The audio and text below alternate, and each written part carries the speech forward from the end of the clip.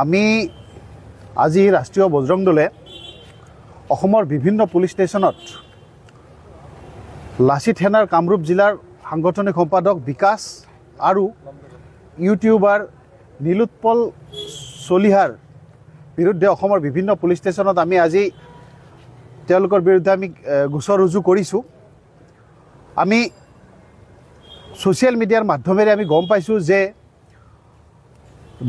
নীলোৎপল চলিহা আৰু লাচিত সেনাৰ বিকাশ অসমে আজি 3 দিন আগত অসমৰ আই মাতৃ সমাজক লৈ এক অপমানসূচক এক মন্তব্য তেওঁ কৰিছে যে অসমত যিসকল মহিলাই চৰকাৰৰ পৰা অৰুণোদয়ৰ নামত 1250 টকা লৈ আছে সেইসকল মহিলা হেনো নাগালেণ্ডৰ কুকুৰতকৈও কম দামী।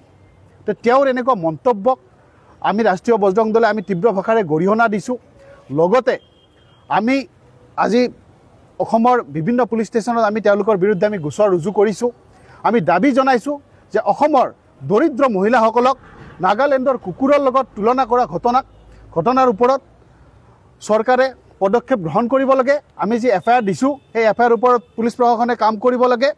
আমি পুলিচ প্ৰশাসনক 3 দিনৰ সময়সীমা দিছোঁ যে 3 দিনৰ ভিতৰত যদি পুলিচে বিকাশ অসম আৰু নীলোৎপল চলিহাৰ ওপৰত কোনো ধৰণৰ পদক্ষেপ যদি লোৱা আমি দেখা নাপাওঁ তেতিয়াহ'লে বীৰ লাচিত সেনাৰ এই কামৰূপ জিলাৰ যি সাংগঠনিক সম্পাদক বিকাশ অসম আৰু ইউটিউবাৰ নীলোৎপলৰ বিৰুদ্ধে আমি ৰাষ্ট্ৰীয় বজৰং দলে নিজাববীয়াকৈ আমি ব্যৱস্থা গ্ৰহণ কৰিম।